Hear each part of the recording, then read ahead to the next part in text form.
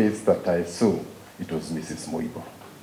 There was no function, be it for the Mutugateri or the church expansion, that we came and she was not here.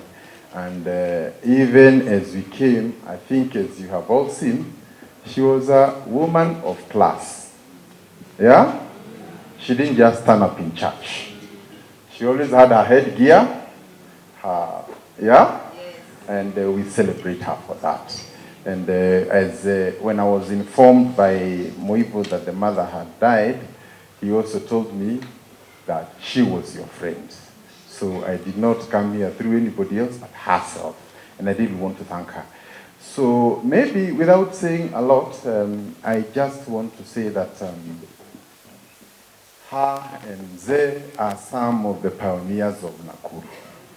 Those of us who remember Nakuru in the early days, Carnation and all the other businesses around, we know your contribution. And having been a leader here, I know how many times you spoke about a road here, about security there, and I think the role of leadership also is to recognize and appreciate those who have made a contribution to the growth and progress of Nakuru. And I recognize Mzee together with your family for that great contribution towards Nakuru. And I'm sure even in the next generation, including those who are not there, east or west, home will always be, and we want to encourage you. Now, me, I've been a governor here, but now I'm serving in another national position. But as you all know, wherever we go, we must always remember home. When I was told that Mama is gone, I had to come and be here. But I also want to say this. Even when I'm in the national government, Nakuru will always be first. And for that reason, one of the biggest projects we are trying to work with is the dualling of Nairobi up to Mau Summit Road. And this road, because Mzee is an investor together with all of us who are here, will be 3 lanes on both sides. On average, it will take you about an hour and a half from here to Nairobi. So, in terms of conferencing and businesses, Nakuru is going to be number 1. All these hotels that are around here and all that will completely be taken up. And even as we pass here, we are currently trying to negotiate how we can have a bypass go down the city so that we can expand together.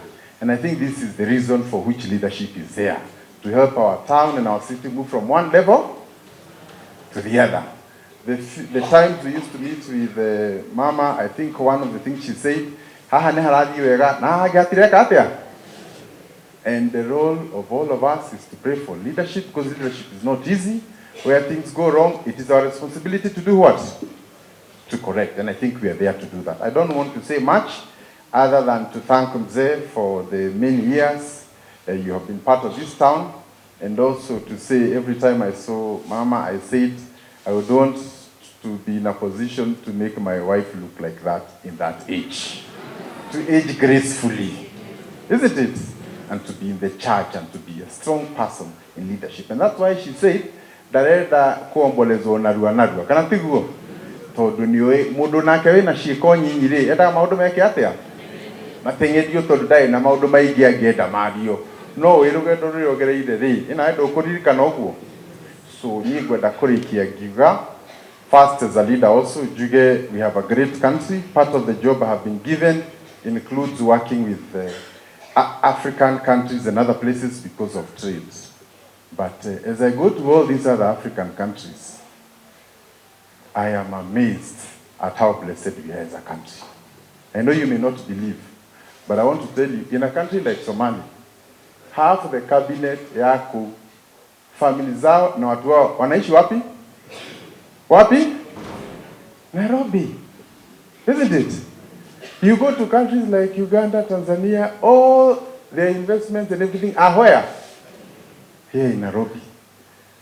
Sisi ingawa tuko na mashida yetu, if you go to a country, for example, like Tanzania, the leader of opposition is in prison. In Uganda, isn't it? Where is the vice president of Southern Sudan? He's in prison. I'm trying to say this. We may have our differences, but we have a great country. We have a great, and it is our responsibility to know that our differences in politics should not make us burn our our country. We may not agree, we may have ambitions, but Kenya will always come first. I want to end there, and like Mama, I want to say, let us pray for our leaders, let's make best decisions, and ensure that the country moves forward. God bless you all. Now, I'm here today on behalf of Her Excellency Governor Wetu Susan Vihiga and her family and the people of Nakuru County to bring a word of pole to the family of our mom. Now, I've been sitting here because I don't want to say a lot. I've been listening to the tributes of our mom, and to me, I was saying, I don't know how long is going to be my eulogy when it comes to my time. So I was marking and saying, that one, I'm okay there. And some I say, I'm going to improve on this, I'm going to improve on this. So I'm very happy to be here today, and I'm privileged because I've learned so many things, and I'm not going to go outside this church with nothing. I'm going to go outside a changed man. I've learned from the tributes of Mom. So I don't want to say more. I can only request the MCA's presence and the county staff to stand and say pole wherever they are. I want to talk about so many other things, but we shall say more in our forum, because today was mainly to come and say pole na kujiunga na familia. Asanteni sana. Nasimama kama reverend na hivi juzi niliteuliwa kama associate pastor. Sisi ili tueneze hiyo legacy ya shosho yetu, sisi kama madugu tuta.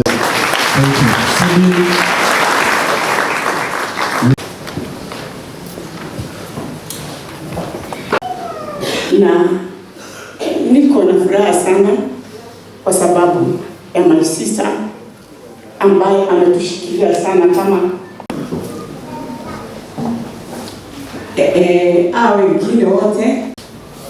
This is my brother Laban, and this is my sister-in-law Mary.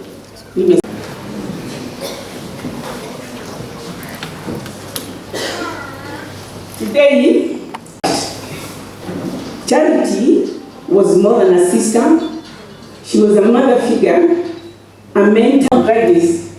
Instead, she'd rise the next morning, sing, provide for others, shopping for us, caring for us, and that we will carry forward with pride and gratitude. We will miss her dearly, in knowing she is now at rest, rejoicing in the presence of the God she loved so dearly. Thank you, Dr. Nieces and nephews.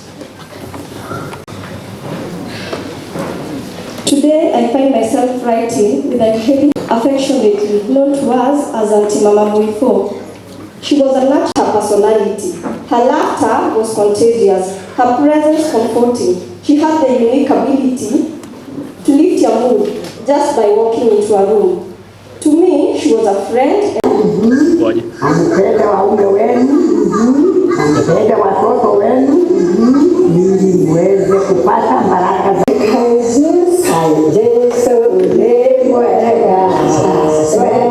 kindly attend to your vehicle, KCM 400. As many as our contrary opinion say the eyes are kindly. Mtuambia mtumie salimia. Asante sana mchungaji. Jina ni Reverend Eric Kanyungu, expound, lakini nitajaribu. Nimesimama hapa, ningeomba tu asimame kwa ufupi. Ninasimamia idara ya mafundisho kule kanisani. Tribute yangu kwa ufupi tuwe tunaifanya pamoja kwa ukweli na watoto wake wote. Ningependa kudhihirisha kwamba shosho wetu alikuwa shosho wa hekima kwa sababu ya hekima yake. Huyu shosho yetu kwa sababu alikuwa shosho wa hekima, si wana respect kwa watu wengine kwa sababu shosho wetu alitula pengine tuwahilishe mipango yetu ya kesho. If I call you, can you just feel okay to start, and the much that we can do for them is to plan for them.